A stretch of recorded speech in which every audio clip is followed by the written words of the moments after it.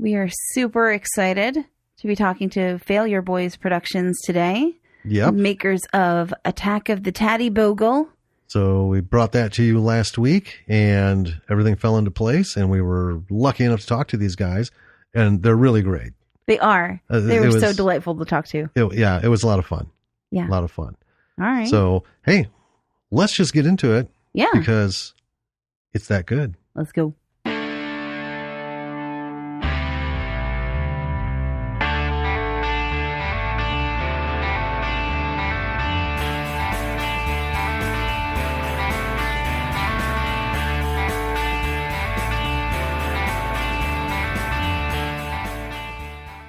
All right, B-Siders, we are here with Pete Marcy, Joe Marcy, Adam Anderson, and Chris Marcy. They are the force behind Failureboys Productions and the wonderful creative force that brought us Tatty Bogle. Attack of the Tatty Bogle. Attack of the Tatty Bogle. Yeah. Tatty Bogle just sticks in my head. We'll correct you right there. Uh-oh. Tatty Bogle. Okay. Bogle. Yeah. Bogle. Okay. Yeah. That was going to be a question. Yeah. All right. Because we're Thank you. We're Dungeons and Dragons players, and there is a creature called a boggle, and I thought spelled the same way. 2 G's. Yeah. And so that's where I thought, let's find out about that. But now we know Tatty Bogle. Yeah. All right. Yeah. All right. It's Scottish slang for potato ghost, and we just thought it was a cool. We had to look that up. Because we had to know. Yeah. You know, I'm saying it's Bogle, but I guess I'm not 100% sure. But that's how we pronounce it. Well, that'll work. We'll go with that. Yeah. Moving forward. Bogle. Could you guys go back and could you fix the episode that you already did and just fix it? All right. So, a couple of you have listened to the episode or some of it. We had reached out to Pete first, saying that we just loved this film, and we had to know more, and we're so very thankful that we get to talk to you guys. I guess just like a basic question: where did this come from? The journey to this particular film. What was the thought, the inspiration? And you can go back as. Do you want the long version? Sure. Yeah. Bring it. So who do you think is most equipped to talk about John Belushi origins? I was about 4 or 5. I can. All right, Chris, go for it.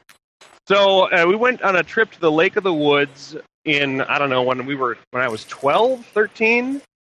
And it was me and Pete and Joe and a bunch of other families and the Adam. parent and Adam. All right. And a bunch of the parents had come up with this idea to scare us. We didn't know it was fake at the time, but there was a killer who had escaped prison or something, and he was living on an island in the Lake of the Woods, and his name was John Belushi. And they made a T-shirt saying John Belushi lives, and my mom even drew like a wanted poster of him. And so just the scary idea of a killer who was on the island, and years later, we thought it'd be fun to make a movie about that. I wrote a really bad script, kind of detailing this thing. A bunch of people go on a canoe trip in the islands, then he shows up and kills them. And I did a sketch of what he would look like. And the sketch, I wish I could have shown you something in an email, but it was pretty damn close to what you would eventually see in Tatty Bogle. So that was the visual start of it. Okay. And, I guess you guys can take it from there. That sounds like a really elaborate prank. Yeah.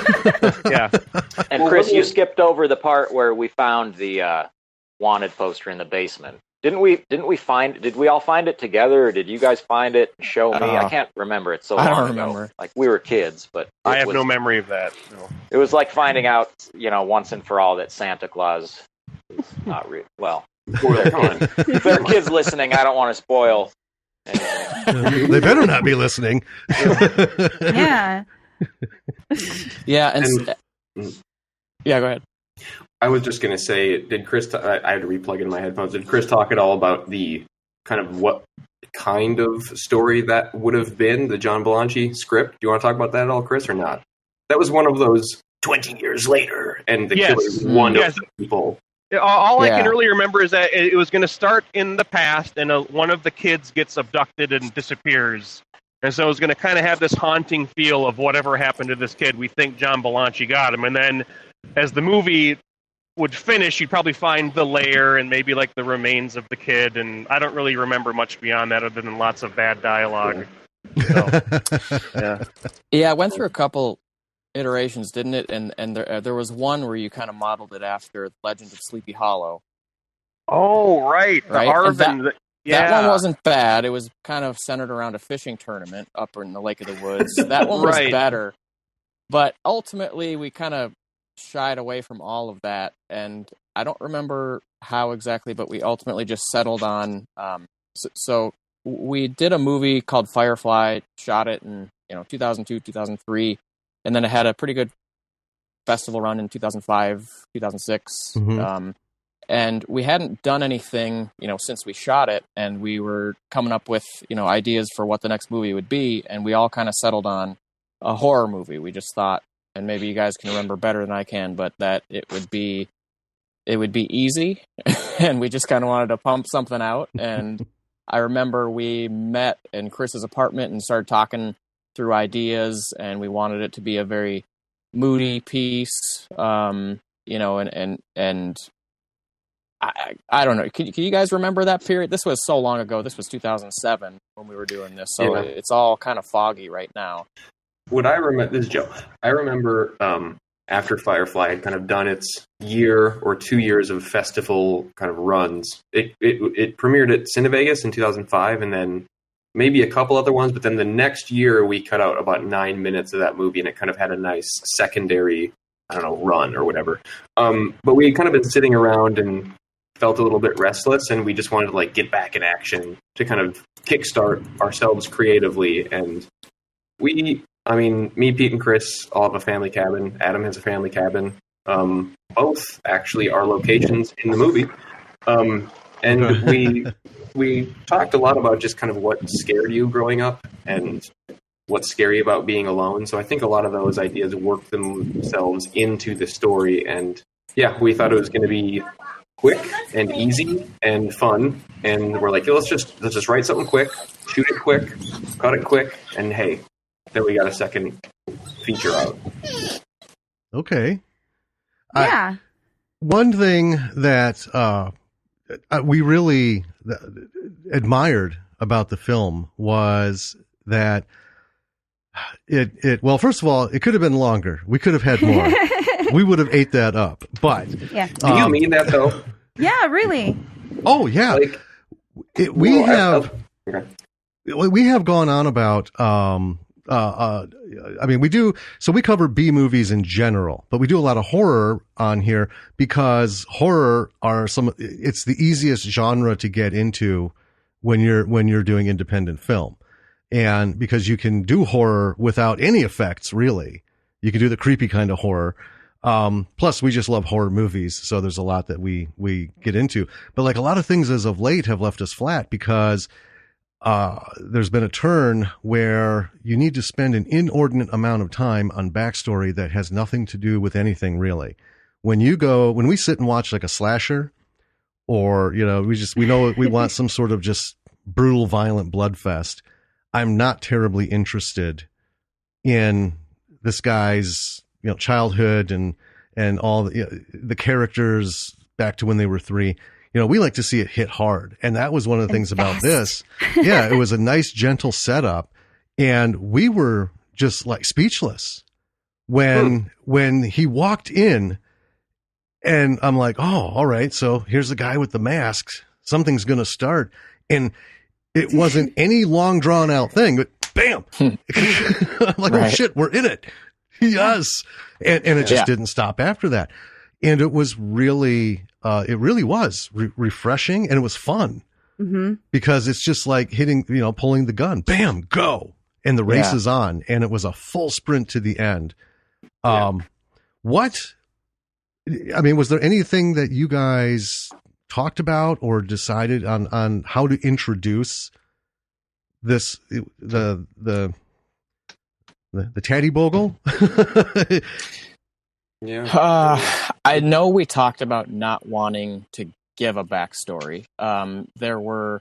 I don't know if we ever had it in the script where there was any explanation of what this guy is and why he's doing what he's doing, but ultimately we all agreed to just stay away from that because I know, just speaking for myself, I hate that in movies. I think, especially horror movies, when there's a lot of explanation for why someone is evil, why they're doing the things they're doing. Right. I just don't. I guess I'm kind of like I don't care about that. I don't see a place for that in horror movies. And so I think, and maybe others thought differently, but I think that we all just wanted to focus on the reality of what it would be like if this started happening at a cabin. We wanted a sense of realism to it.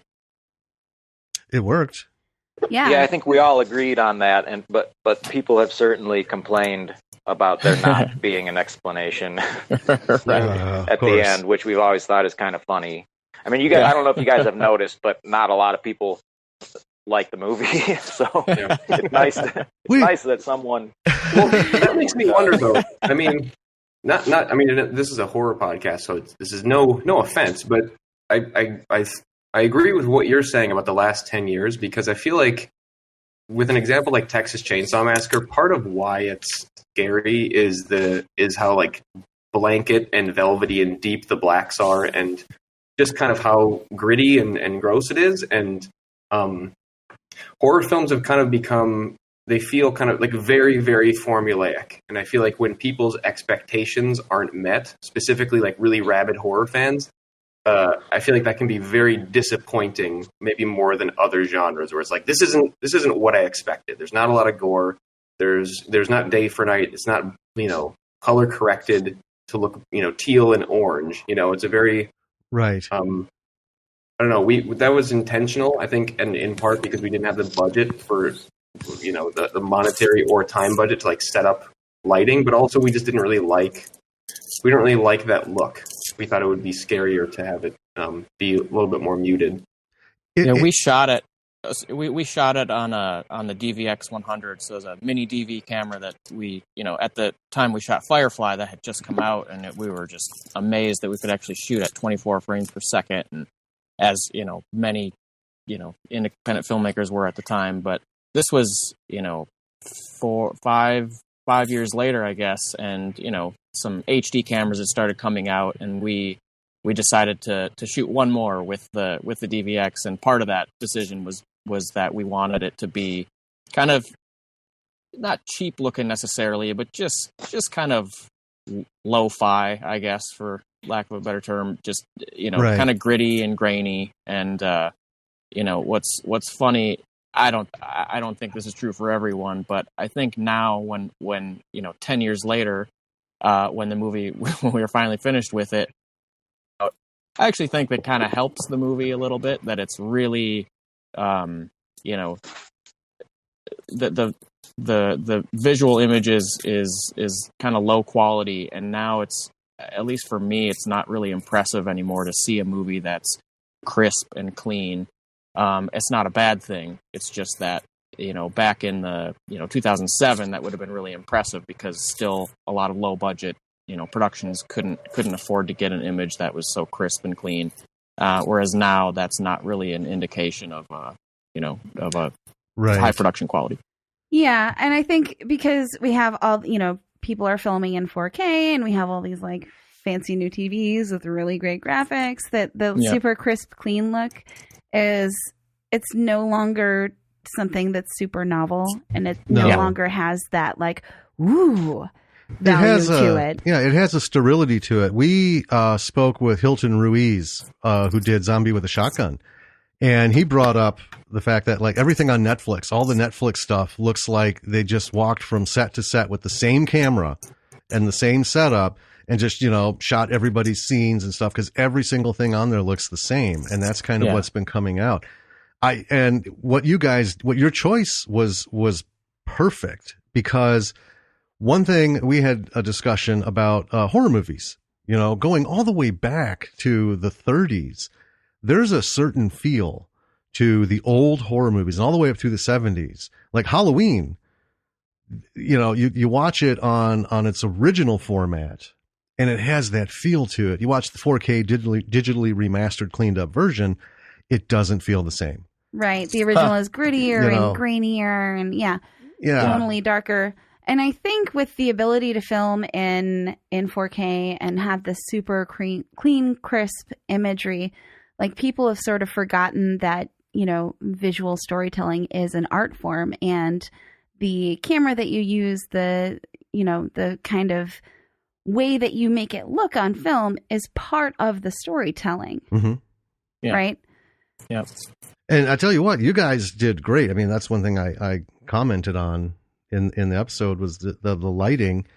Indie films don't have, $250,000 for lighting equipment to, light night forests and stuff.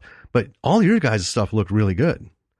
And it brought in, that was that whole, like the original Friday the 13th. Part of what made that really great was that feeling of almost claustrophobic in a wide open forest at night. It's dark. You can only see what you can see, from here to 15 feet, and depending on what you have for a flashlight. It was really just fun. Right. Well, I'm glad you had that reaction. Yeah, because I know that I'm sure there are plenty of people who would see it and say that it definitely does not look great. But I think, what we're basically saying is that for the story, the look of it works, and I think there is something to that we had these fluorescent lights. We didn't have battery powered lights or LED lights that could last several hours. We had long extension cords and bought a generator during the film and had these fluorescent lights that we'd try to put up on a ladder or hang on branches of trees and stuff, and it would only light this small pocket of the forest, and we'd try to make it work somehow. And maybe that works to our advantage in certain scenes where like you said, you can't see far out into the forest. You can just kind of see the small pocket, and then beyond that there's just the blackness. So right. Pete, you should mention real quick the camera upgrade that you were trying to make from Firefly to Tatty Bogle. Didn't that end up being kind of a setback, and you had to fix it in post-production? Oh, sure. Just a minor thing. Yeah, I mean, we shot on the DVX 100, so it's basically standard definition, and we letterboxed Firefly, so we took away even more resolution, by cropping it. And in this movie, I bought the 16:9 anamorphic adapter to put on the camera so that I could squeeze the image and fit it on the full frame, so it was full standard definition resolution this time. But it also cut out like a stop of light. So we're shooting most of the movie at night outdoors, and so what was tough to light originally got even tougher with missing that stop of light. And yes, honestly, when I first started putting the footage together, I thought, what the hell did we do? Like this, I can't even see what's going on. This is unusable. And thankfully, I discovered some software that can clean up video and make it at least watchable, where you notice the actors more than you notice the grain. So didn't good learning lesson, but ultimately I think the footage, maybe as bad as it looks right now, it's 10 times better than I thought it was going to be when we wrapped the movie. Yeah. It was even worse. Yes. Everybody will be grateful. Well, and it's funny because we've talked with some folks about film. A lot of people got started doing their little shorts and independent films with film because digital wasn't really there, wasn't an option at the time. And it's funny because film can be more forgiving because you can take those negatives and what happened to you. You can look at it and you go, "Oh, this is super dark." Well, we can fix that with just a slight upgrade in exposure, run a new print, and there we go. Yeah. Cut that section in anyway. With video, it's I don't know. I mean, it's there and it's what's going to happen, and the forgivability factor is pretty awesome because you can do something like that. I'm working on a short film that we did it's 4 years later, trying to do color matching between these. The files I got back were destructively edited, so there's no like key component between them. But that's something you just can't do without all these little plugins. How has that changed your perception? Like when you're thinking of projects, and so you're thinking of shooting, something, because you weren't thinking about it then because it hadn't happened yet. But after that, how did that have any kind of effect? Like, oh, well, we have some leeway with this, or, if we get this close enough, I can go in and scrub something out, make it brighter, make it clearer. I think what it did for us is that, the very next movie we shot, which was a far different movie, is a romantic comedy. We upgraded the camera, discovered interchangeable lenses, and that you could open it up to f1.8, and man, you could shoot in so much lower light. And so I think I was just haunted by it and knew that like I'm never going to make that mistake again. But I guess what it's given me is that if there's any dark scene that I ever shoot now, I think, well, if I had to fix Taddy Bogle's footage, this is no problem. So, okay. What brought you guys into this? That's one of our favorite questions, is asking anybody what makes you get into filmmaking, because it's a steep climb for everybody that I mean, it's a lot of hard work, and well, like for this, the post-production time was extraordinary, and that's getting to be pretty common amongst people we've been talking to. You finally get the funding, or you get your money together, or if it's out of pocket, you get everything done that you can, and then you're like, oh, and then all of a sudden that post-production ghost looms over you forever. But what brought you guys into this realm? Well, I think it started, Adam, when you guys got a camera. Yeah, so my family got a camera it was probably like Christmas of 1989, 1990, and not everybody had one then, so it was a big deal. And my brother and I were, Indiana Jones, Star Wars, Rocky fans, and we made movies all the time. And then they were like basically extended fight scenes, and they had no plot, but this is what we did. Really, through high school, we made these movies that were just fight scenes. And it got to the point where we started putting a little bit of plot into them, and they would be, a half hour or 45 minutes. We would do like one summer project. And then I think we all, high school ended, and Pete was really the only one who actually went to film school. And then we kind of got together later on. Pete wanted to kind of make his first like big ambitious movie, and we all were absolutely on board because we were super excited about it. So that kind of brought us back together to finally. There were a couple before that, like Cabin, Salamander. We kind of never stopped. Made about one a year, pretty much. In the summers when we'd come back from college and stuff. So nice. That's fun. Awesome. Yeah. What? So the four of you are the production company, right? Yep. Okay. So who kind of does what in the production company? Who's like the writer, and who's the guy who's really good at figuring stuff out and getting locations, logistics? Like, do you guys kind of divide that equally, or do you each have your own specialties?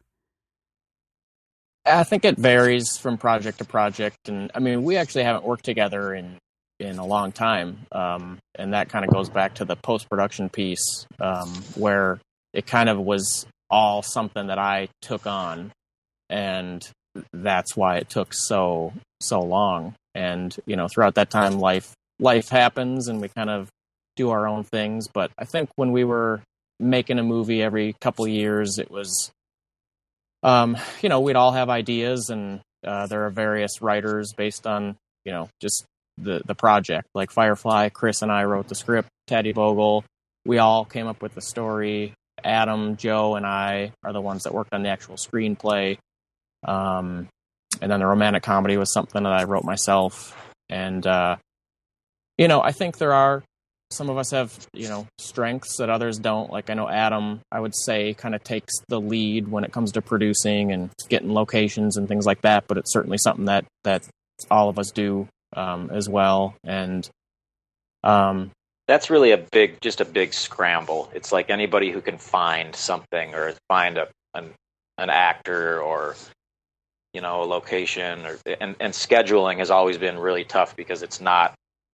I mean, it was pretty disorganized for Teddy Bogle. I mean, I guess I'm comparing it to like what Pete is doing now. Like Pete's wife Lindsay produced 2 movies that they just shot, and I was really amazed at how well organized her production was. Just like everything was in an Excel spreadsheet, and she would mark everything off when it was complete, and it was like, Jesus, we were really disorganized the way we did movies back in, the early 2000s, late 2000s. Yeah, I think we maybe felt like it gave us a bit of street cred or took pride in kind of letting it happen organically or something, but it probably would have helped to assign and like have storyboarding and producers. And like, for instance, on Teddy Bogle, it was like, when are we going to shoot this? Let's shoot this over 10 days or 18 days or whatever.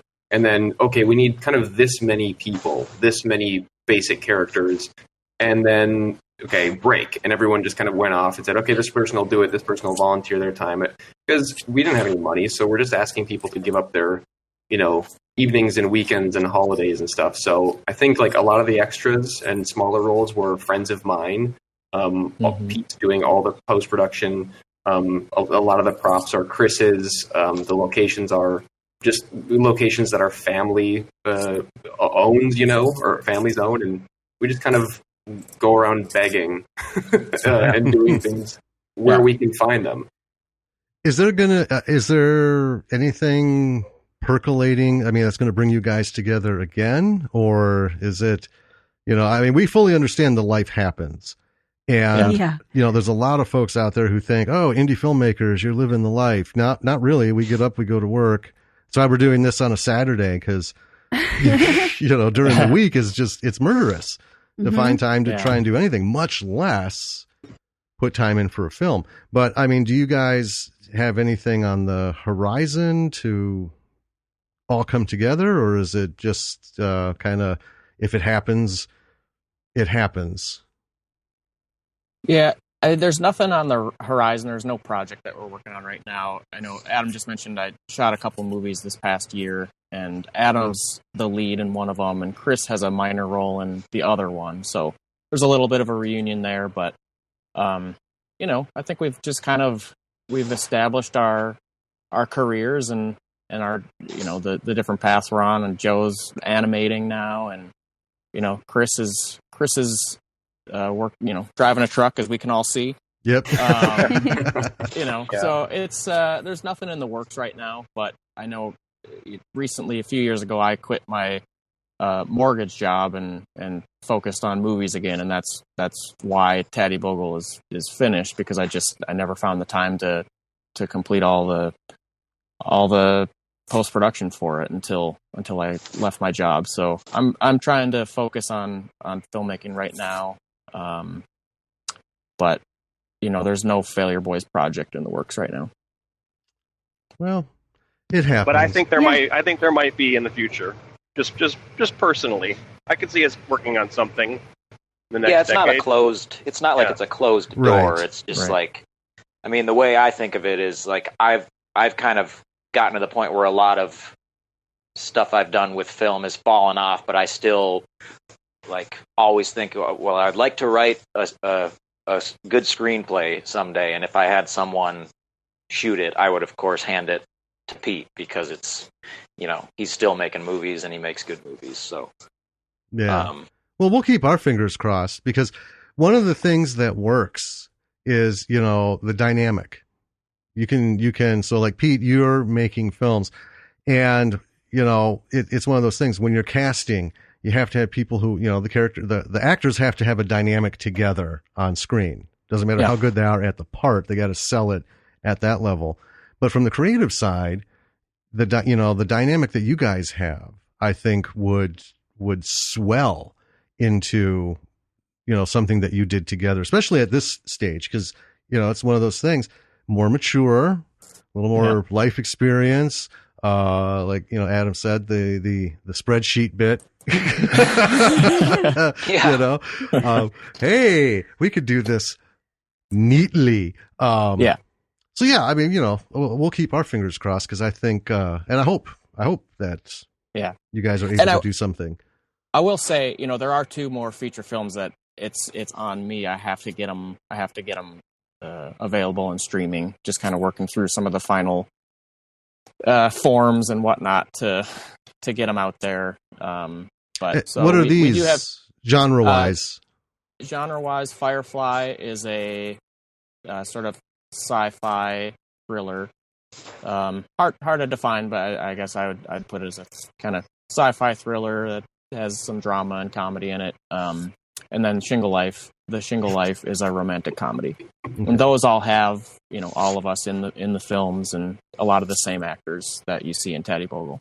But these aren't the ones you shot recently, though. Not the ones I shot recently. Okay, no, those are I'm editing right now, and hope to have them done by the end of this year. Okay. And what are those genre-wise, or do you not want to give that out? Those, no, I can. One of them is a sort of a fantasy thriller, and the other one is a drama comedy. Okay. I have to ask. I'll tell you why in a second. Fantasy thriller. So by fantasy, what realm does that?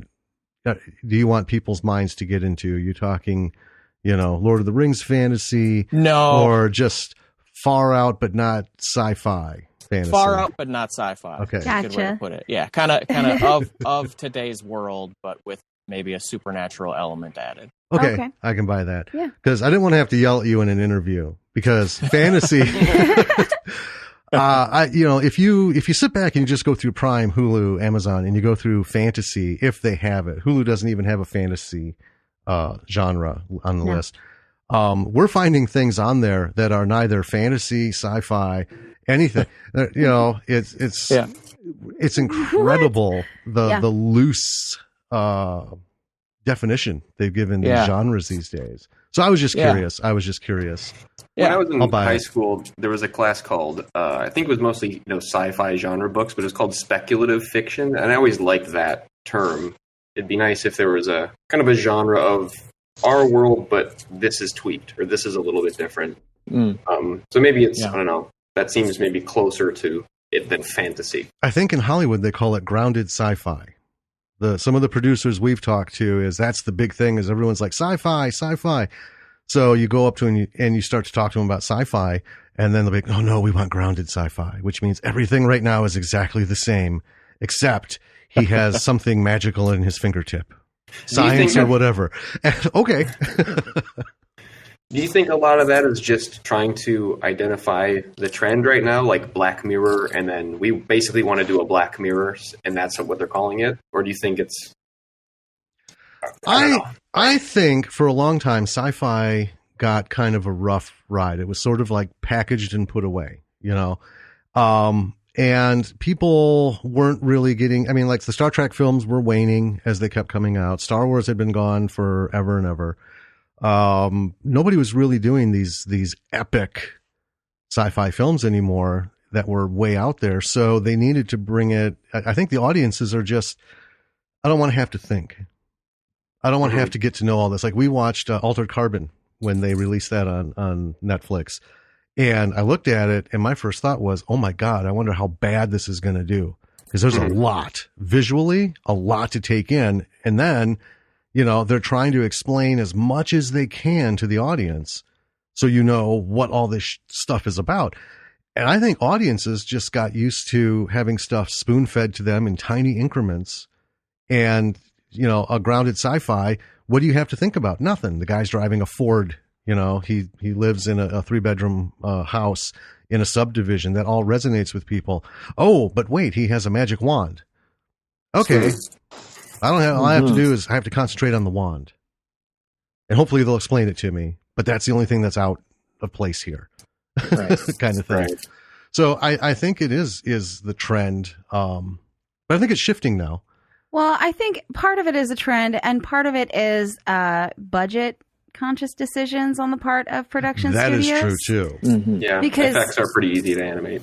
Because if you try to pitch a sci-fi to a creative executive, they're going to go, "Ooh, that's really expensive." But if you're like, "It's a grounded sci-fi," they're like, "Oh." Right.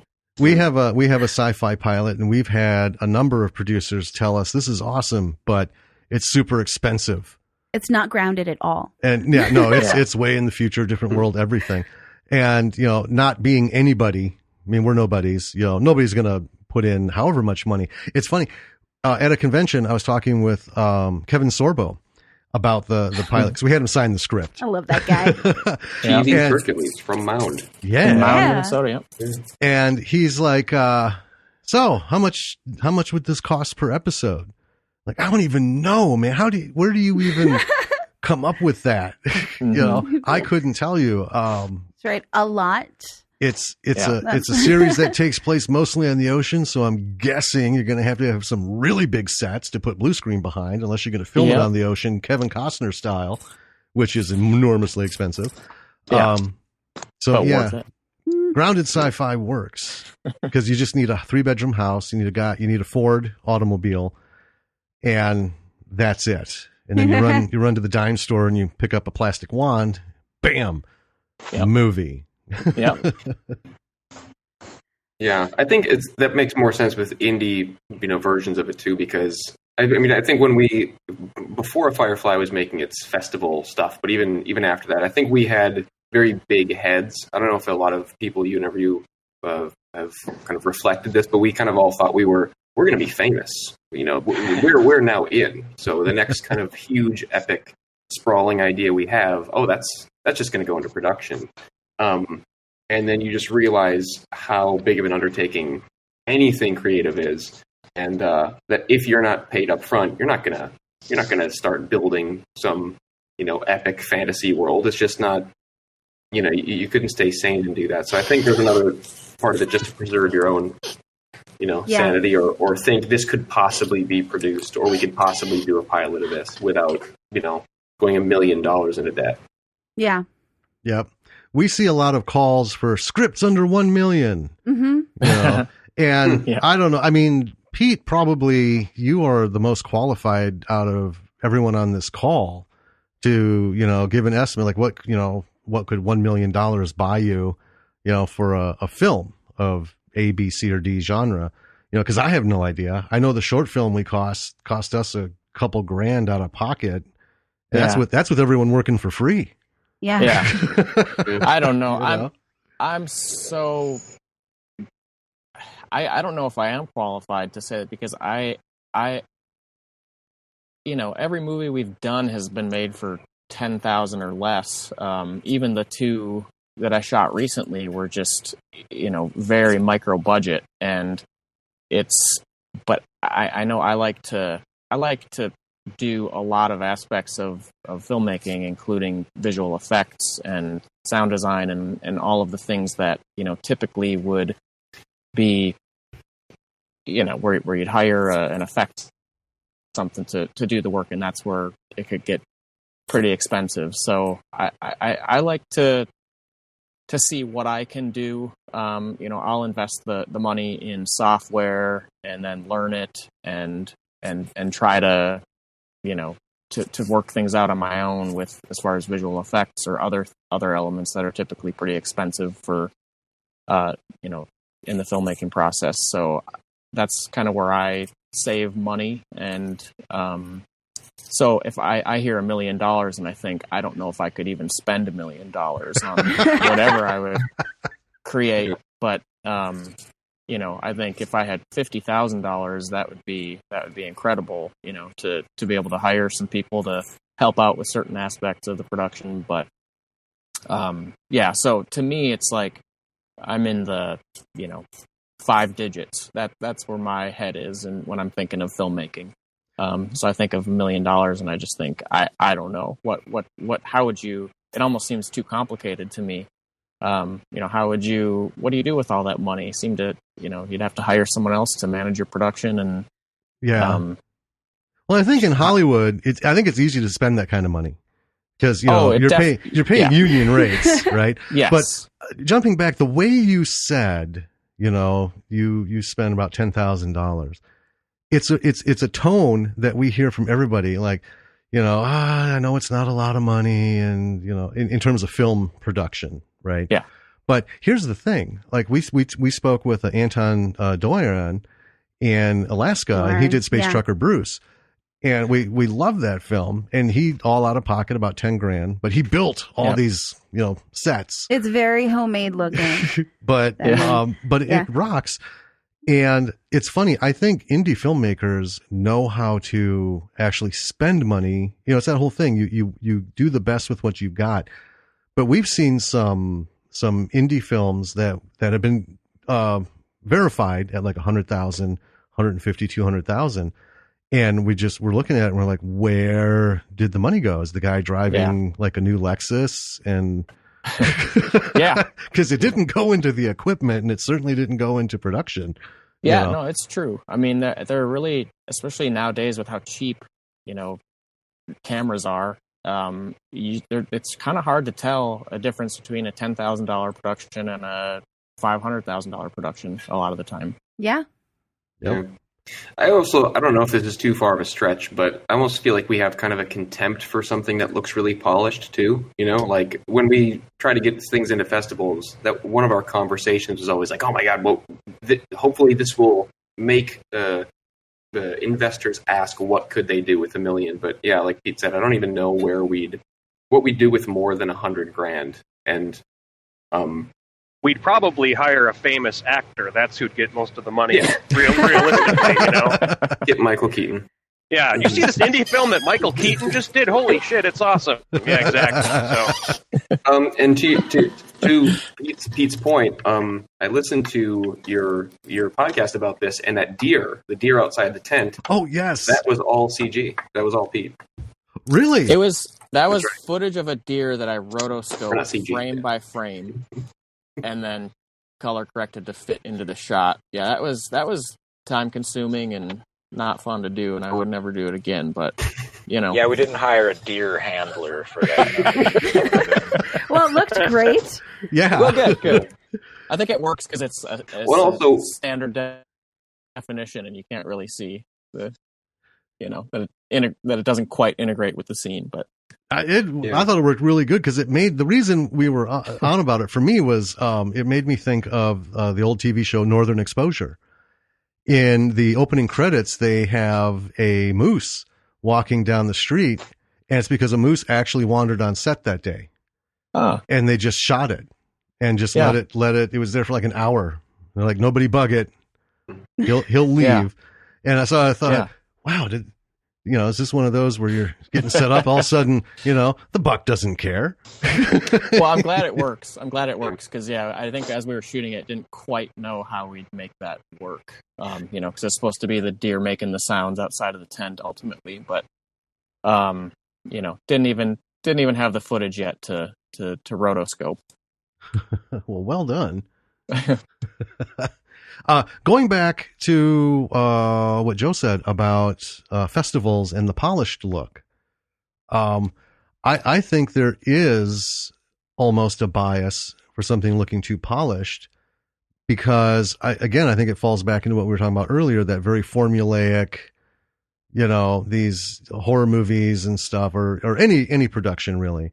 If it has a certain look, it usually ties into that. Oh, this is one of those cookie cutter. It's got this happens here, this happens here, this happens here. You change the names, and you change the name of the town, and it's a different movie, kind of thing.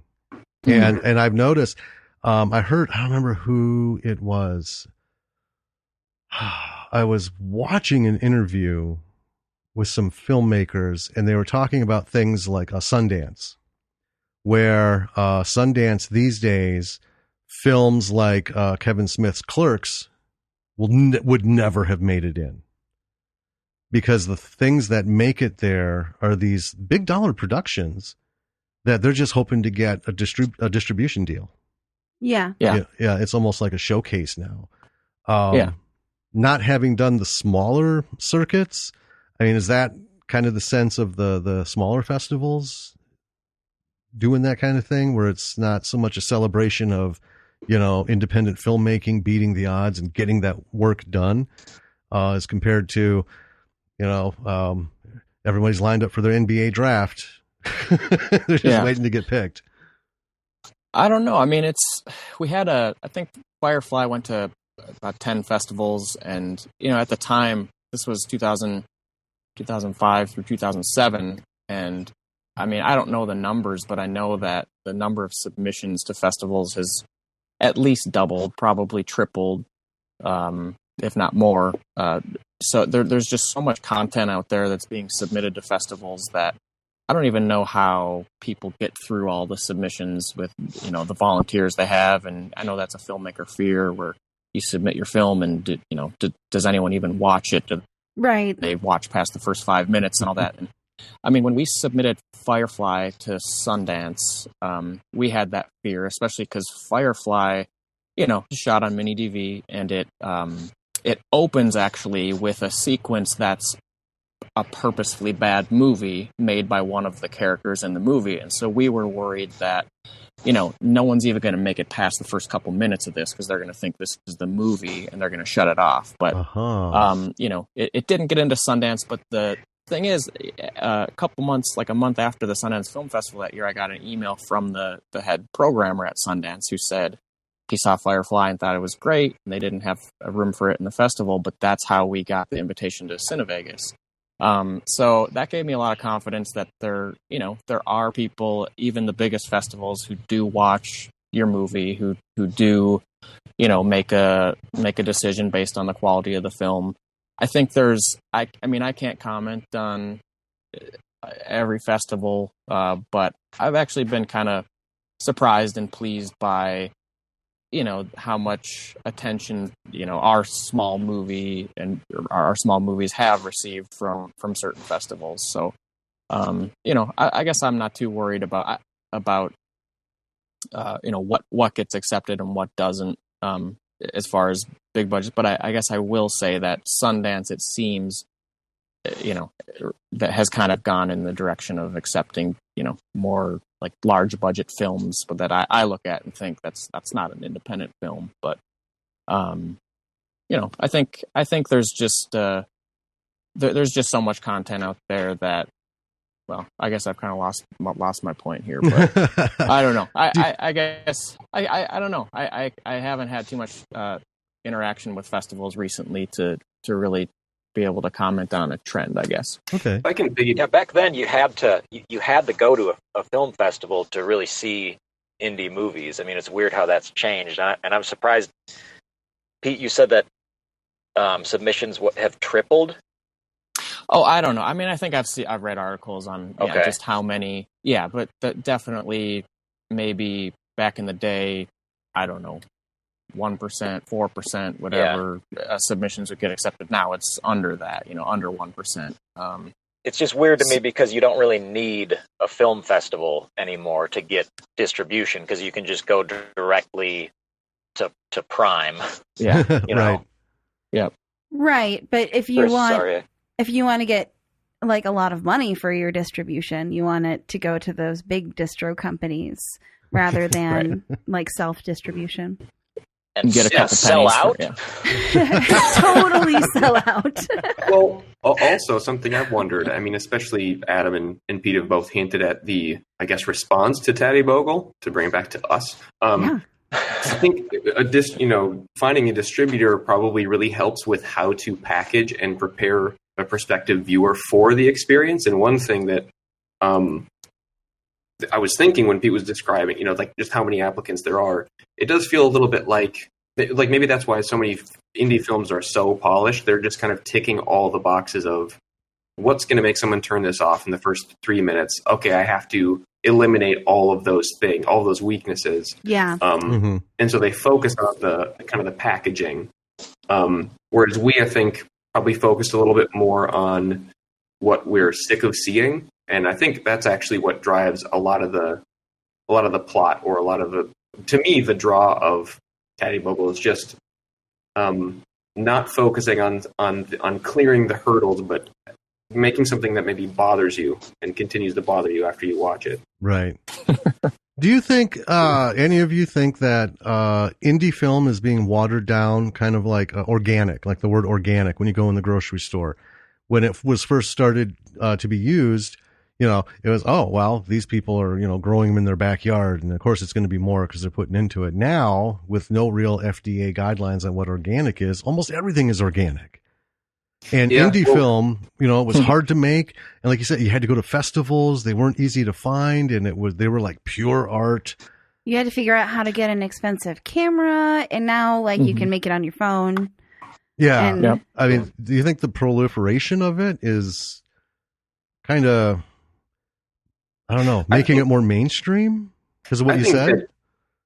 I think the label of indie kind of got hijacked a while ago, though. I remember we were, to your organic point, we were at festivals in 2005, actually Cinevegas, and everything there was an indie movie, but that just meant it didn't have distribution yet. And I remember we were up against, in a competition category, with movies with, I don't remember the exact budget, but I remember hearing like $10 million went into this indie movie. I was like, well, I recognize like 4 or 5 actors in that movie. That's not the same thing. This isn't an indie movie.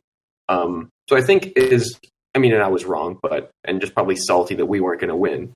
But yeah, I think, it's funny what you can call an independent movie. And I think they even know that because when Firefly got introduced, I remember the program director saying, this is a true independent movie to the theater, to kind of prime them for the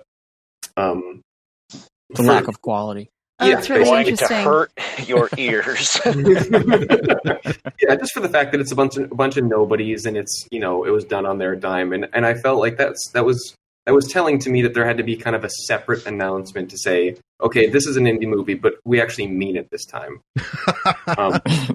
That is really, yeah. I guess, yeah, the whole thing with independent film, we explained to people all independent films are B movies. Technically, but not all B movies are independent film. And we've explained in various episodes that, like one example, like Bubba Hotep is a movie that we love. Bruce Campbell, aged Elvis, come on, and a mummy. Yeah. And it's a B movie. I mean, the studio didn't put it on their A list of stuff they want to put out in theaters and stuff. No, they got minor distribution, but we're going to write out a little tiny check and let Bruce Campbell do whatever he wants, and maybe it'll make some money. It was by no means an independent film because somebody, said, here's the keys to the bank account, make us something that we can put out there and, make a little cash off of while we try to figure out our next Oscar winner. There's a very specific playbook for an indie movie and putting that out. Yeah. Right. Yeah. So it's like. Oh, go ahead. I was just gonna say it's the problems with the definition of independent from what, Yeah. from the major studios. Well, then tons of movies are independent, but independent from maybe financing outside of the core filmmakers. Maybe that's how we define independent. In our case. Right. Yeah, and one of the things that I was thinking about as we were talking about the look of Taddy Bogle and, the kind of grainy, organic quality that it had. And I was thinking that other quote unquote indie movies that have a look that isn't that clean look, it almost goes to the far opposite side of the spectrum. It's a quirk of the movie rather than just being part of it itself. If you think about Oh Brother, Where Art Thou? And then there's that the newer one with Willem Dafoe in The Lighthouse. I can't remember The Lighthouse. Is it called The Lighthouse? Yeah. Right. Where there's a specific look to that movie that isn't what you normally see, and it's they just saw that line and were I'm just gonna lean right up against that, and that way because it doesn't look like every other movie, you know, that's the quirk. Like, that's the thing I'm going to sell my movie by. Yeah. Yeah. Well, you guys had said too about the whole, you know, the color shift didn't go to teal, and, you know, that standard kind of horror thing, you know, by not doing that. When you guys are watching movies, right? Do you have your lens, like stuff that we've talked about, you know, certain looks, certain feels? Is there something that you look for or yearn for or hope for when you hit play that, you know, oh, I hope this, you know, brings ABC to me? I mean, what really does it for you in that respect? Or it doesn't even matter? You know, you just like hardcore movie junkies. You know, what I find myself hoping for is that it doesn't seem like the actors or the director are trying to emulate someone else. I want to see something unique. I want to see something. It doesn't have to be new for the sake of new, but I don't want to feel when I'm watching a movie, and it can be indie, it can be big budget, whatever. I don't want to feel that it's a kind of a performance by committee or directing by committee, or, you know, I've got to move the camera here. Let's have this slow move during a dialogue scene when we really don't need that camera movement, when there's unmotivated camera movement just because that's the trend now. So I think I want to see something that doesn't feel like it's just caving to trends. I want to see something that is purposefully done to serve the story, that particular story. Okay. Yeah, I found that most movies I see today, they just don't feel authentic. And that's really, if something has to feel really authentic for me to even watch it all the way through, just because it's like everything seems like an imitation of something else. Yeah. And I mean, it's I'm pretty negative about it, but I don't have a lot of time, you know. It's like if I'm 10 minutes in and I don't like something, it's just like, well, I'm going to go to bed. Which is how a lot of people react to Taddy Bogle, probably. Yeah. Like, what the hell is this low budget garbage? Next. Yeah. But it's authentic, goddammit. Yeah. Well, hopefully we can do something to help that, because that's part of the whole point of this podcast, is to get people to understand that these kinds of films have so much to offer. Yeah. And this was the way of cinema back in the day. I mean, a major motion picture would get distribution in cities like Chicago and Milwaukee and Minneapolis and stuff. But then you're in Madison, which you think, hey, it's the capital, you know, and the distribution company's looking at it like, yeah, it's the capital. All right. You and your single screen theater, you know, so you don't get the big one. Like, we have a Orpheum Theater downtown that made its survival since the early 1920s, showing the stuff that, you know, someone was begging, please show my film. You know, you can take 80% of the ticket sales, man. Just, I made this, do it. I think that's part of the thing I've noticed with festivals. I don't know if this is recently or if it's been like this since we started, you know, going to them, is that I wish more festivals cared about the actual movies and the story and talking about those. I think a lot of festivals, or the feeling has felt like we're going to do whatever we need to look legitimate and to grow as a festival. And I think a lot of films feel like that. And I remember, you know, I was probably 9 years old, but when we made movies that were basically a string of fight scenes, there would be like a new production company logo that Pete would create before every one of them. We'd have like trailers for other movies that we didn't actually make, just all in the service of like making it feel like a legitimate picture that you'd see in the movie at the theater, you know.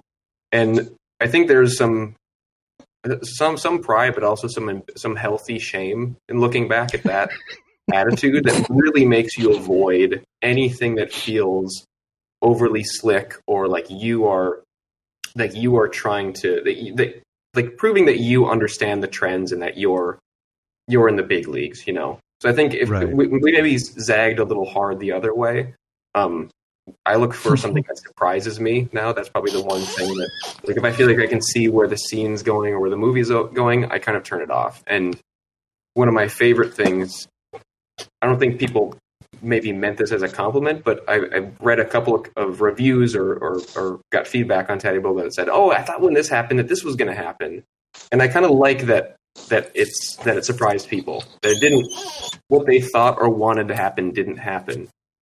I think we just wanted to make something that was surprising and not boring, and that felt a little bit realistic. Because we watched a ton of movies. I remember we were watching horror movies when I was like 3. And we've seen it, and we kind of got sick of it. I think that drives a lot of our creative endeavors. Just like, okay, we've seen this. Wouldn't it be more interesting if that? There was actually a festival. Didn't somebody complain there wasn't enough tits and ass in it or something? Yeah. I mean, God.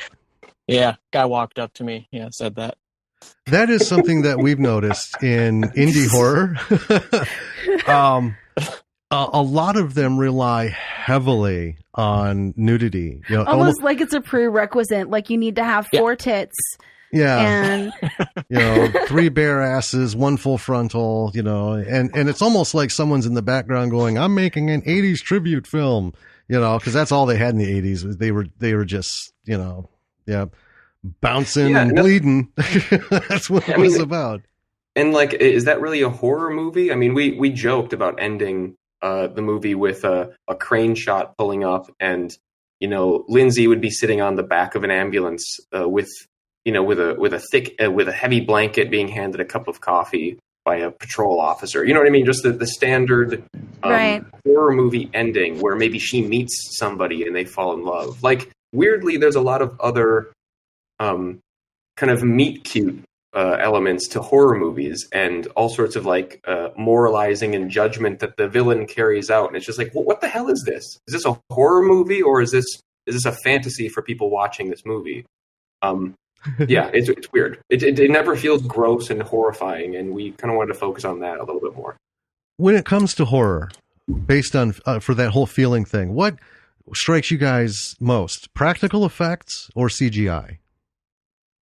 If you had to come down one side or the other, would you rather see a film laden with practical effects, or the digitally enhanced squibs? I think Adam called this about 15 years ago with a song. One of the lyrics is, I'm gonna butcher it, but basically he made the point that all we're seeing now is cartoons on the screen and battle scenes, and there's something that just is very washed out when everything is CG and very well lit. So I think I'd always err on the side of practical, or not even showing it, which we did in Teddy Bogle, mostly out of not having any props ready at the time and not being good enough at it. But I actually think it kind of served the movie, because if we had a Rob Bottin in there with a bunch of gore, it would have changed the point of the story. It would have, Yeah, it's fine. We definitely wanted to do practical effects with Teddy Bogle, and Joe and Chris were kind of in charge of that, coming up with the wounds and blood, and then Adam, you had your paint sprayer, and even had a wall that we were going to spray the paint up against. And like Joe said, we just weren't quite good enough at it yet. So I think we thought we would have a lot of great practical effects in the movie, but truthfully there aren't maybe any in the movie. But, so what we ended up doing is Joe and I shot a bunch of blood squirts against green screens and threw the splatter up on the wall and stuff like that. And so that's what you see coming out of people's heads and stuff like that, where I guess we shot it practically, and then added it and composited it. So, it's a digital effect, but we wanted it to look, natural, practical, even if it was a little bit messy. But truthfully, we just weren't good enough at it. I would say practical effects that are composited. Like, my favorite scene, the one where the guy breaks into the basement and Pete hasn't been able to find anything, that weird scene. That was a composite shot of us making a brush hook with a foam head, and then me hitting. I was under the suit. Me hitting Pete in the head with it. That was no. Well, wait. Well, that was one of the shots. It was right. That was a real axe. That shot. We put a piece of wood on put the piece of a big log where my head would be, and you actually took the real brush hook and chopped into it. Yeah, so there was a nice feedback on my body, but then the other one was me. Or did we not use that shot? I hit you in the head with a foam one. Accidentally hit your hand with the wooden part. Right. And then it was me snapping my head down to try to match the shot. Yeah. And then the blood that we had recorded in our parents' garage. Yeah. Kind of sprang up back onto the concrete wall. But we did, was it you or Chris who built the brush hook, the foam brush hook? I think that was Chris. Okay, yeah. So we had a stand-in foam brush hook that we used for a lot of the shots, which was very helpful. Yeah. So talking about these kind of, behind the scenes, how you did the scenes makes me wonder, because you know what they say, the making of the movie is often more interesting than the movie, right? Yeah. The stories behind it. So what are some good, what are some fun production stories? Well, the production wasn't fun at all. So it was really, it was horrible. It was really hard. Probably the worst 10 days of my life. It was just hard. Like Adam kind of hinted at, we were not prepared. We didn't have spreadsheets. We were getting people to sign up for the movie at the last minute. We didn't storyboard anything. We, we're shooting a lot of it at night, outdoors, very little sleep, lots of frustration. We had a shot list. I think there was a shot list technically. Did we? Technically. I mean, it's funny when you get people who aren't trained to do this stuff and you think, well, could you run down those stairs? And I think, well, sure, but I'm wearing, the Taddy Bowl was wearing these like big rubber black boots. I don't know if you can tell, but they're paratrooper boots. And we thought, okay, that looks cool and old. But like I had to run down concrete stairs and I rolled my ankle like 3 or 4 steps in a row. And so there's all these fun little things like you find yourself like running downstairs, falling into walls, throwing people through closet doors. And honestly, it wasn't like breakaway wood. We scored it on the other side so that it might give away a little bit easier. Oh, right. And stained it. Yeah. But then we're like, hey, Laura, we're going to just throw you through this closet, fingers crossed. Oh my God. That you don't bounce back. Exactly. Like, don't try to grab at anything. And I mean, if she didn't know how to fall, or I didn't just launch her through the closet door, I mean, she could easily have been punctured or scraped or whatever. So a lot of it was just kind of us crossing our fingers and just doing it. Yeah. Wow. We got lucky.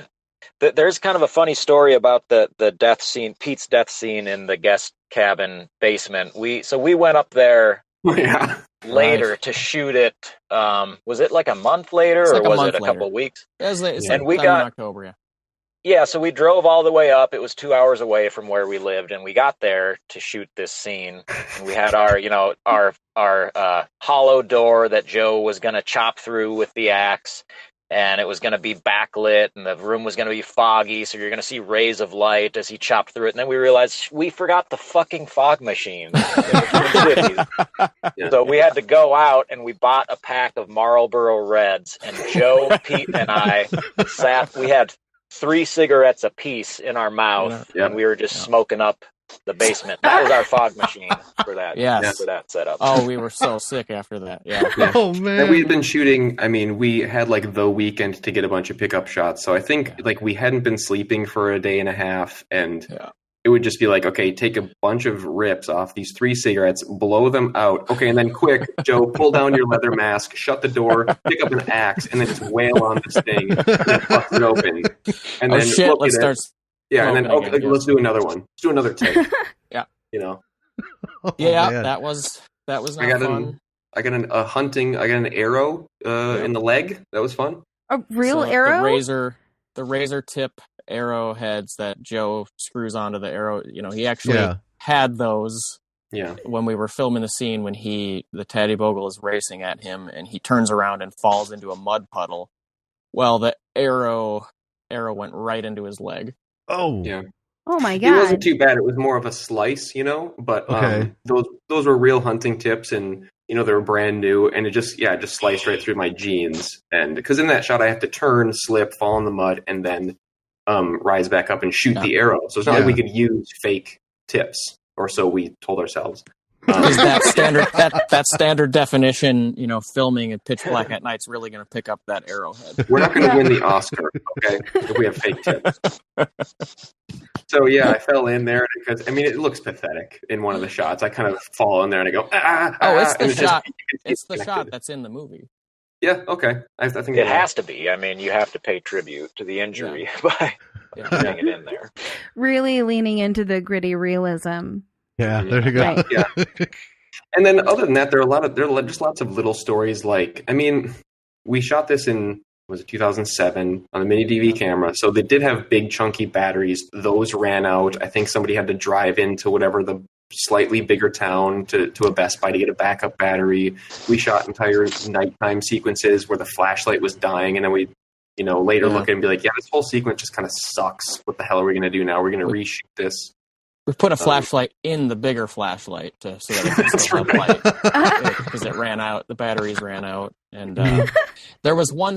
We didn't quite know, where all the locations would be. There was one scene where Joe and Rob are tracking the Taddy Bogle kind of after they turn the tables and they start chasing the Taddy Bogle. Well, trying to find a kind of a marshy area where the Taddy Bogle could potentially be underwater or have escaped or anything, but the marsh had kind of dried out. And so Joe and Rob, I don't know why we even did this, but we had them at one point crawling on their stomachs through the mud, talking to each other seriously, saying, "Where do you think he went?" With this huge mud field in front of them, and it was just freaking ridiculous. And we ultimately found a stream that was actually closer to our houses, closer to Minneapolis, where we shot it in the hours before people had to leave town. Yeah. Sorry, what, Chris? Go ahead, Chris. Come on. Chris, are you there? I see you. I was just going to say, I believe generally, you can't hear me? Yeah, we can hear you. Yeah, we hear you. Chris. He waited until we said, we can hear you, and then he was like, haha. Chris, go. You guys can hear me? Yes, go. Yeah. Yep. You better go right now. Okay, I was just going to say that in general, we were... He's just messing with us now. Yeah. He muted himself. Why did you do that? Yeah. Okay. I don't know. Whatever. But yeah, there are little things like that. Rob and I were crawling forearm over forearm. And you look at the footage and it is just kind of funny because it started raining and it was filled with nettles. So it felt like even better. The consistency of like a quiche, that we're crawling through. And the dialogue in the script is like, do you see any tracks? So and we're just sitting there. Someone's got a generator. It starts raining, and we're just it's maybe like 2 or 4 in the morning. I don't remember. And so there's a lot of trial and error, and part of that's because we got 16 people to just kind of be in it, and thought, okay, well, while we have everyone here, a captive audience, let's just kind of shoot a bunch of stuff because we're not coming back here and doing this. And I think we thought if we shoot it quickly, then we have less to worry about in post, and it'll go very quickly. It'll be a breeze, which is the opposite of what's Yep. It's funny. And we poached that location. Yeah. You poached it? Did you just guerrilla film? Is the statute of limitations up on that? Can we get in trouble for that? It's fine. No one knows where it actually is. Yeah, that's true. So. Yeah, we've talked to a few people who've done guerrilla filming.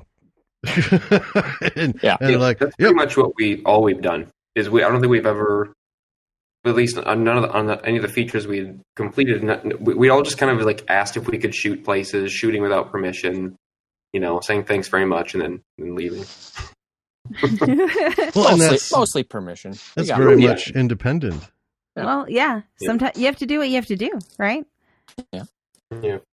Going back to the basement scene, I just want to say, and I mentioned it in the episode, all the work you guys put into that was brilliant, because the one thing, this is my favorite scene of the movie, because it put on its ass all the other films that have these long drawn out, pleading, begging, bargaining kind of things. I love the fact that he gets down there. He's desperate. He's just, anything to try and defend himself. And then there's that moment where it's like, well, I don't have my stick. There's nothing else, not even a, wet floor sign, and shit's real. And this is happening. And all there was is, no, wait, please. And done. The swiftness and ruthlessness of that was so welcome. It was intense. It was. It just. That's good to hear. What's that? So that's really good to hear. I mean, part of that is we've never seen. We talked about that idea and we just got fascinated because we've never seen that kind of interaction in a movie, and of course that would happen. I mean, well, yeah, that's part of the thing. These characters think. Or everyone likes to think that they'd be, a lion charging into the face of danger, but no, you wouldn't. You'd be terrified. No, Wait, you give up. It's like denial of the reality that's in front of you. Like, no, this can't be it. This can't be it. I'm going to resort to just whatever's worked in the past. Please, no. Yeah. And then done. Yeah. Right. And that scene for me is kind of like it also is like the deer stand scene where I love when the Taddy Bogle, you see like the human side where he can't get up in the deer stand and he's just pathetically throwing the knife, like just trying to get him. That's kind of the most playful he gets. I always thought that was a creepy scene because it's the first time the Taddy Bogle's kind of taking his time and he's weighing the knife and weighing the amount of effort it might take to wait this guy out or kill him. And then he just hears, like a rabid dog or something. He hears a noise calling him away, and he's like, okay, well, now I'm going after this thing. Like, he gets you can tell a little bit, like after he kills the woman who's running down the driveway, he kind of gets a little trot going. You can see him getting into his groove. And, it's a really weird, small moment, but I like that because it seemed like you don't know what this guy is, but the way he's kind of playing with this knife and chucking it just to see if it works, that to me that was creepy. It was, and I liked that moment a lot. It was funny, yeah, because like you said, I got the sense of he threw it, and then all of a sudden something else happens, and like, well, this is no longer interesting to me. Yeah, this is way more time than I want to spend on this situation. I can go draw blood over here. My favorite fun feeling scene was when they were trying to get the car off the barricade. And lit up by the taillights, here comes Taddy Bogle just walking across like and I said I think it's in the episode, like he's just going from the detergent aisle to the garbage bag aisle, like he's on the clock at that point. Exactly. Who was in there at that point? Who was Taddy Bogle for that? That was me. So Joe was Taddy Bogle whenever he's not in the scene. And then whenever Joe was in a scene, we had to find, someone else. In the field, it was Chris. In the guest cabin, it was Jeff Makepeace, a friend of ours who's not in any other part of the movie. So, Joe. And at the end, it was Tom Shaw, the father of one of the other actors in the movie. So we just kind of, it's like, who's available? Who's generally the shape that we need right now. So, Tom Shaw gave up. Oh, sorry, Chris. No, it's Joe, actually. Oh, sorry, Joe. Double sorry. Yeah. I was just going to say it's funny because that was all just by necessity, but if you wanted to get meta, Jeff is the first time we see the Taddy Bogle, and he's almost 6'3", so when he comes in and he's just towering over everybody, that's kind of realistic. I'm about, 5'10", 5'11", and then Tom Shaw at the very end is maybe 5'8". So the Taddy Bogle actually, if you think about it, gets shorter and shorter and more. Yeah, and you forgot Chris. Chris is what, 5'9", Yeah, so something like that. It does get short. Taddy Bogle does get shorter and shorter throughout the film. Yeah, I mean that's all just incidental, but if you wanted to get mythical about this, we thought that out in advance. We'll sell it. Yeah. Chris, do you want to talk about? Can you talk about pulling Tom Shaw down with the rope? That was me, actually. I think. Oh, what? I think so. Oh, one of you. No, it's probably whatever. Oh, Chris had his hands full of the. Chris was the one who squashed the blood. for the composite shot. So yes. Yeah. Okay. Well, Pete, you can talk about that, or I will. I'll start it. You could. Yeah. So we at the very end when the Taddy Bogle meets his demise, he gets his head caved in with a sledgehammer, and we couldn't get the fall right. We tried it at first with just saying, all right, let's snap your head down and then fall, turn, and then pretend to get hit, and. Actually, some outtakes at the end, and you can see how pathetic that looked. So we're like, okay, what are we going to do? And so we came up with the idea where, Joe, then you can finish the story. We found, just because it looked cool, like a welder's belt or something that if you look closely, the Taddy Bogle was wearing kind of around his leather apron through most of the movie. And it has like a metal loop on the back of it underneath the jacket part. And I tied a nylon rope to that, and I kind of I laid on the floor in that kitchen, and with my feet braced against cupboards, like right when the hammer came down, I basically yanked as hard as I could, and so that the guy would just kind of get driven down with a little bit more force. Because it's funny, we just assumed that everyone grew up filming fight scenes and knew how to take a punch and knew how to fall and stuff, but people don't. And it was, again, like 2 or 3 in the morning, and we're like, wow, what are we going to do? What are we going to do? We're asking this, like, guy in his 50s to take a harder tumble onto the wooden floor. And you can tell he's like, I think he said, like, I'll give you one more and that's it, Yeah. After we had done this a few times. Yeah, so I think on that last one, we're like, all right, this is it. And I think I tried to win like a tug of war or something.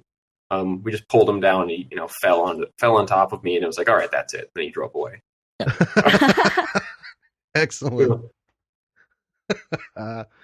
Oh yes, indie filmmaking at its finest. All the little things, but that's what makes it great. Taddy Bogle was great. The things that you guys did, even out of necessity, everything really worked for this. And thank you. I'm sure listeners, when they go check it out, are gonna feel the same, because it's just refreshing. It really cleansed the palate, because we've had some stinkers in recent weeks, and that we're really excited about, and we watch and we're like, oh, yeah, that's good to hear. I mean, one thing we talked about for, it feels like months, but it was when Pete was editing and going from like kind of first cut to second one, it was like the runtime was very much like a tweener. It was like, well, it's 72 minutes, or I think originally, maybe Pete, I don't remember, it's like a 78-minute cut, and it was like, this is way too much just kind of exposition, and we don't need an ending after the guy dies and all this stuff. So we cut out all the stuff that we didn't like a lot, and it was like 60 minutes, or I don't know, 65 or whatever it was, Pete. And we were like, we like this better now, but we don't know where it belongs. And that was kind of before, I don't know, we just thought this has to be a feature. This has to show at festivals. It has to be a legitimate feature film. And because that's what we make. Yeah. That's right. Yeah, it was that old way of thinking, not to give ourselves too much credit, but we were like, this doesn't feel like a legitimate big time premiere. So what are we going to do? But now I actually am quite proud of the fact that we just cut out what didn't work, and if it's 60 minutes, that's fine. Hopefully it all ties together and it's all worth it. Yeah. It's worth the time. Because, I mean, when somebody recommends like a TV series now, like, oh yeah, just give this 4 episodes. It's like, what? I'm not going to give 4 hours of my time to every new thing. It's so funny you said that. That's our big thing. When we see something new, we have a 3-episode rule. It's like, okay, if by the 3rd episode I'm not fully, salivating over this, it's time to run, because it is almost a clumsy formula. Yeah. Getting into stuff, it's like the pilot is just this, how much shit can you throw at an audience to explain everything that's going on? It's almost like, does nobody fucking think for themselves anymore? Yeah. Can they not put this shit together? You got to explain it. Well, there went 42 minutes. All right. So next week, let's see if we can get to like the story part. And then by the 3rd episode, maybe they'll put the 2 together. I've got enough information in my kit that I can now engage. But yeah, it's well, yeah. But to be fair, sometimes they don't make it the full 3 even. Yeah. No. There's some that, you get 20 minutes in and you're like, oh, This came right out of the textbook. Nope, not interested. Yeah. So I mean, that's funny because I sometimes I feel guilty now. Like I always used to watch things the whole way through, and I just find myself giving up 12 minutes into something. But yeah, that's because movies used to be 90 minutes. You knew what you were getting into, and then it was over. And so you're not a fan of these 3-hour and 45-minute CGI fests that are the Marvel films? I am kind of. Yeah. I've stayed away. I haven't seen any. I liked Spider-Man, the first remake. I like certain parts of them, but yeah, I mean, mostly I actually just watched Infinity War and Endgame the other week, and I thought this just kind of does nothing. It doesn't really do anything to me. And that to me is that's a worse movie than something that's like truly a B movie or truly terrible, because I don't know, just so many resources went into it, and it took up so much time. I know, and it's not. We've had this discussion where there's nothing in there that's story. See, we're comic book people, and Comic-Con geeks. And I don't know everything. if you can tell, we're huge nerds.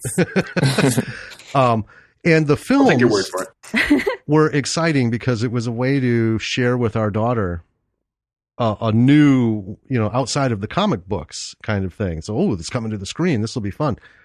But they just get so unbearably long, and they don't have any story, and no consequences. That to me, that's something that totally killed that whole run. I mean, I think like destroying an entire city, like killing half the population, and then that's no big deal. We'll just I mean, I think that we were a little obsessive with story whenever we'd set out to make something. I think maybe we think too much about that, like making sure the story makes sense, and then also I feel like we are.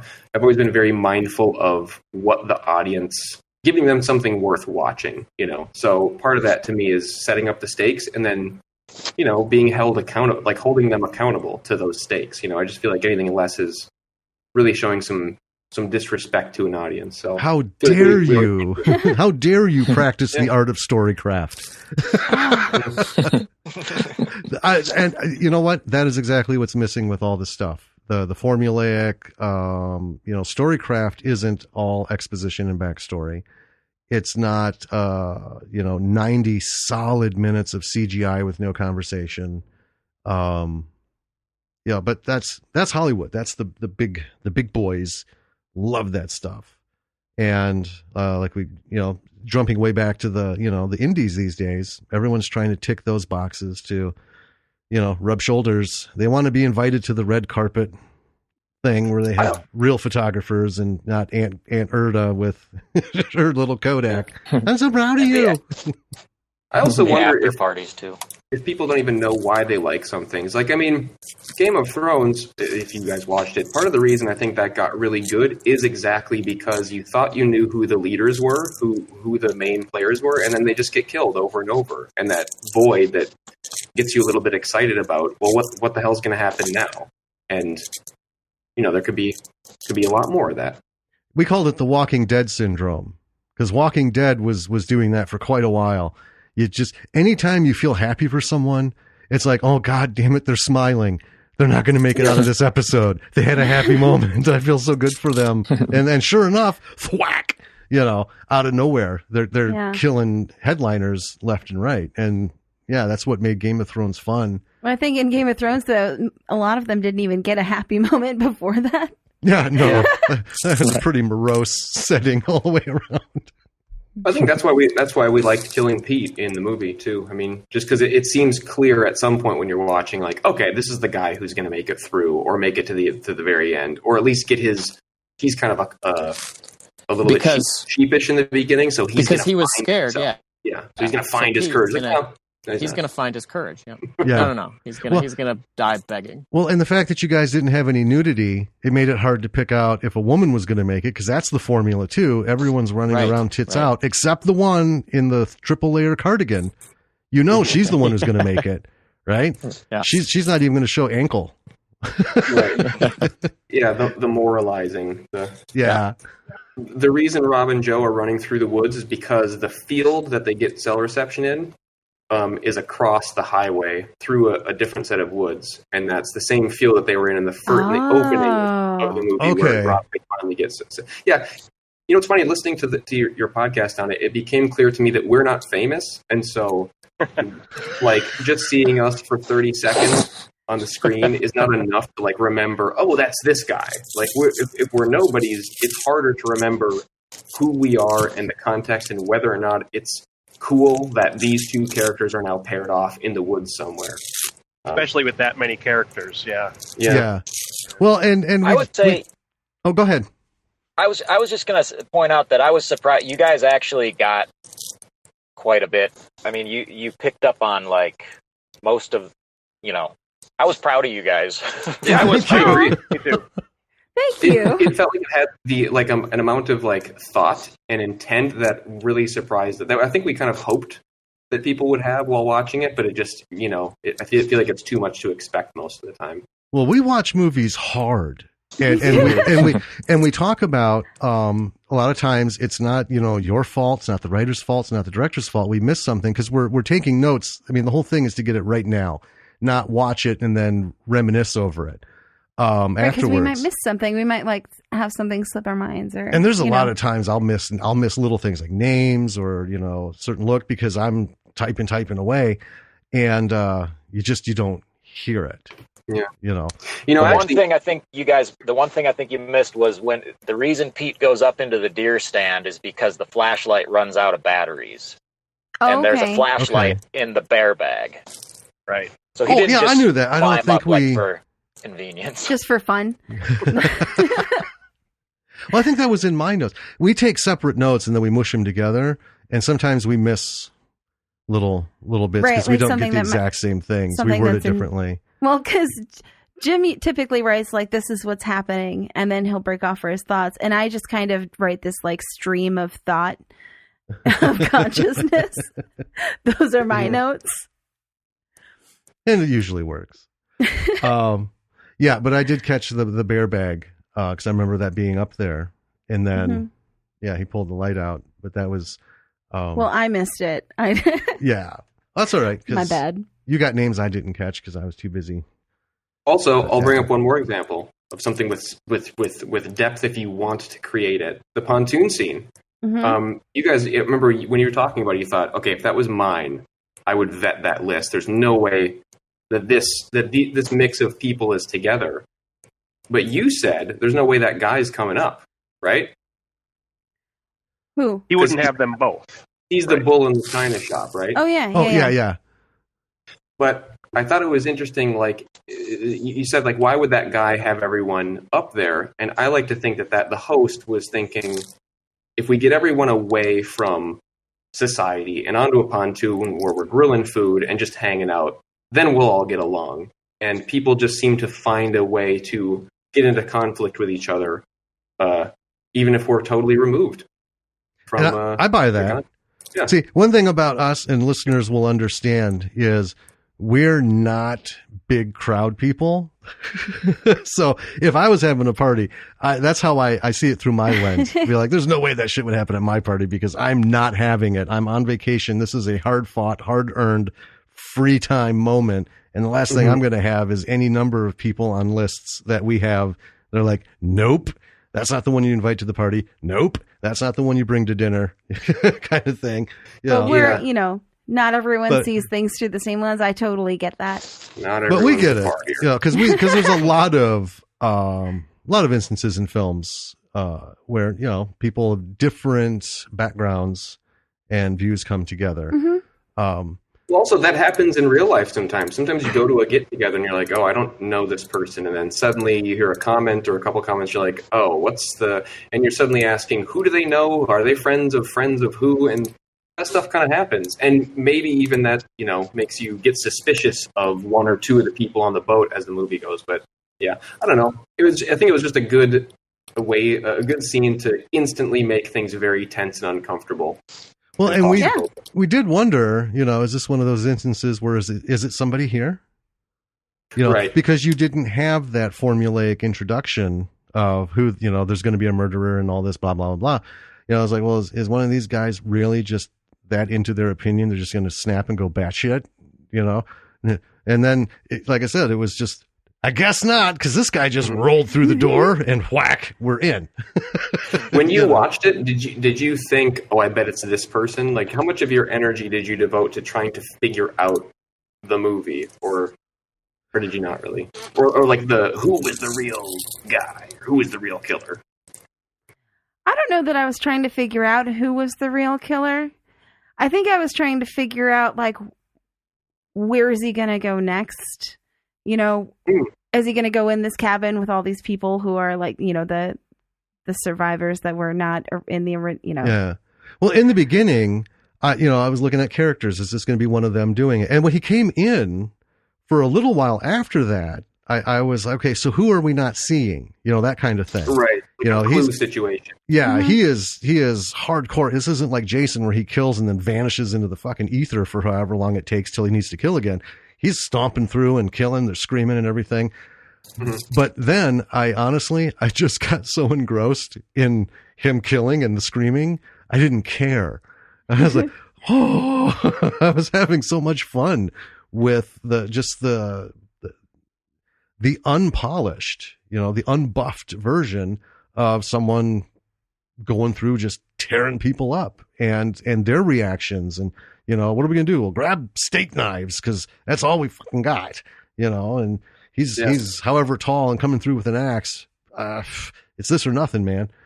So yeah, I stopped looking for who was not getting camera time in critical moments.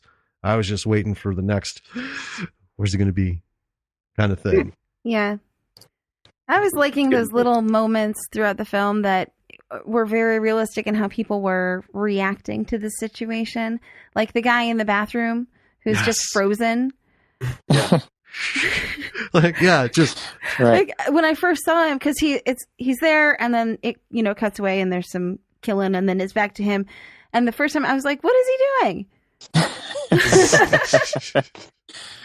Yeah, to be honest, I was always worried about that moment. I remember thinking, like, why did we not have him hiding in the shower or something? What is he doing there? And then I heard from a couple of people like, oh, no, I love that part. It's so realistic that he's just frozen. And I was thinking, okay, good. It's very raw. Very raw. Because that's the thing. When something that, people lose their shit. Right? Like, have you ever... And just freeze. And I loved how... Taddy Bogle just kind of walks by and is like, oh, nope, not going to forget you. Yeah. Like if you've ever had a dream where you were so terrified that you couldn't scream even, like you open your mouth to scream and you can't even make a sound, that kind of frozen, that, people really identify with that. It's hardwired. When you see a predator, you freeze so it doesn't see you. That's kind of what he was doing. Yeah. Yep. It worked. Too, yeah, because that was nice try, man. Yeah, and then he dies off camera. We also thought he was making too tough of a face, because he was supposed to kind of look stunned and scared, and he's doing kind of this squaring up look. So I think I wondered, are people going to be disappointed that they don't get a fight scene between the tough guy and the killer? Right. But I kind of like that it just, was gurgling noises off screen and then he's dead. Yeah. Yeah. We bought it. Excellent. All of it. Oh man. Well, Taddy Bogle needs to be seen. Needs to be, find it wherever you can, people. You can find it on Prime, but if it's anywhere else out there, grab it. It's it's on Amazon Prime and it's also on Vimeo. Okay, there we go. Prime and Vimeo. Go find it. Share it. Get it out there. I don't know if it'll warrant or push these guys into making a sequel, but horror fans should love this. I mean, just the raw nature of it is so much worth the sitting. Kick back, turn out the lights, and get into it. Yeah. And let's see.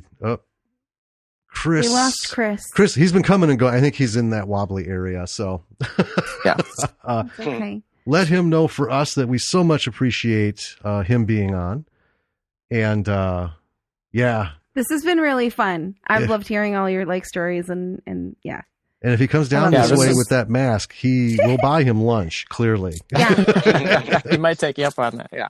Well, thank you. This was a lot of fun for us as well to revisit it. And it's been a while, and it's always nice to hear someone who sees it and appreciates the work that went into it. And as Adam mentioned earlier, it seems like a lot of people are turned off by the movie, but there are those people out there who see it and appreciate it. So thank you for giving it some attention. Oh, absolutely. And, keep in touch. Let us know when you've got a milestone and, something's coming. More than happy to put that out there, because that's, again, part of what we want to do is celebrate this creation stuff, man. Yeah. Yeah. It's awesome. We will. Maybe when the other two are up and streaming, if you guys like them, do a follow-up. Yeah. Definitely. Oh, absolutely. Yeah. If we can see it, we're game, and we would definitely like to talk about it. Mm-hmm. It's kind of the problem. I've had a few people reach out and say, "Hey, I made this movie. Okay, where is it?" Well, I'm like, "Do you even have it on a file?" Well, in a drawer. I can't help you, man. Yeah. All right. It's going to be good. I have a movie idea. That's what I meant. I have an idea. Yep. There we go. Awesome. All right. So this has been Pete Marcy, Joe Marcy, Adam Anderson, and Chris Marcy, who's now back just in time to say goodbye. Failureboys Productions, Taddy Bogle. Check the show links, folks. I'm going to put stuff up for all the information on other projects, as well as links to go see these. So always check show notes. Thank you guys again. Thanks, guys. Thank you. Thank you. Thanks for having us. That was the magnificent group that makes up the Failureboys Productions. That was a lot of fun. Yeah, it was. And after we ended the interview, we went for like a half an hour. Yeah, just kept talking to them. Yeah, they were so delightful to talk to, and I almost kind of wish we had been recording for that last half an hour, because it was just. I know, it was a lot of fun stuff. But that's all right. Yeah, and we got some concept art. Yes. That Chris sent us the next day. It's really good stuff. Yeah. And it was really great. Mm-hmm. So we hope you enjoyed it. Yeah, and follow them. The links are all in the episode notes. Yep. Show notes. Yep. Watch Attack of the Taddy Bogle. We can say it correctly now. Yeah. Yeah. Watch it, and share it, and get people to watch it. I mean, these guys are really great, and we're going to try and do everything we can to encourage them to make more stuff. Yeah, man, I would love to see a second chapter, Son of the Taddy Bogle or something. And while you're at it, go ahead and while you're listening, whatever you're listening on, go ahead and give us a rating, give us a review, click like, click share, click subscribe, whatever buttons you've got, use them. Yeah. Go visit our website, lordsofmisruleproductions.com. Yep. You can find all of our previous episodes there, along with our blog, links to where you can find the podcast on other platforms if you want to subscribe on multiple platforms. There you go. Go ahead and do that. Also a button to our Patreon page. Yep. And check that out. If you like what's going on, like what we're doing, become a patron. Get this rolling. And, as time goes on, we are going to grow this into some bigger things. I mean, we really want to, but got to have those patrons. Yes. That's just the sad fact. So also go visit stage32.com. Yes. And if you want to make connections, you want to, get a team together, make a production company, make some films. Or just talk to people, get advice. If you're anything having to do with movies, from screenwriting to acting, directing, producing, music. I mean, every element there is represented. And, more than anything, you can talk with your peers, right? Especially if you're in an area where you don't have any to speak of, if you're in, like the emptiest place in Oklahoma, and there's 14 people in your unincorporated township, Stage 32 is for you. It is. And you know what? If you go on there and you're real sleuthy, you can probably find us and send us a request. We're making it hard deliberately. Yeah. Search us out, do some digging. Do the work. Yeah. Or you can follow us on Facebook, follow us on Twitter, I guess, or do both. Do all the things. Well, and Instagram. If for those of you who might be listening and prefer YouTube, all episodes are up on YouTube. Link to that is also on the website. Yeah, Jim works really hard to get them up there on YouTube. Now, and it's just a still shot, folks. We don't do the whole YouTube thing. We don't video the podcasts. No, but you know what? Maybe, if we were to get lots of patrons, right? We could be tempted. Well, absolutely. To video our podcasts. Yeah, we can do that, but one thing at a time. Yep, one thing at a time. All right. Well, I think this has been a fantastic launch so far into 2020. Oh, for sure. Got some great interviews. We've had mostly great movies. They can't all be wonderful. Well, we're not going to like everything. Nobody likes everything. That's true. But next week is a wonderful movie, non-horror. Yeah. Usually, we don't usually prod that or present that, but it's actually a family film, but it's fun. It's a lot of fun, and I hope you catch that one too, especially if you've got kids. It's another one of those real delightful surprises. Yes. You know what? I almost feel like canceling our subscriptions to like Netflix and Hulu because we're finding everything in the vaults of Prime. I know. And it's funny because Netflix is like, this is what we've got. Bam. In your face. I know. There's no hidden treasures. Prime takes us like a fucking hour sometimes to find stuff. Go through, and what's this one? Nah, but then that's a whole separate, you might also like list on the bottom. I know. And then, we said it many times before, 8 layers deep, a treasure. Indeed. Yeah. So with that, I think we'll say goodbye for this episode. And we'll catch you next week. All right. Later, B-Siders. Bye.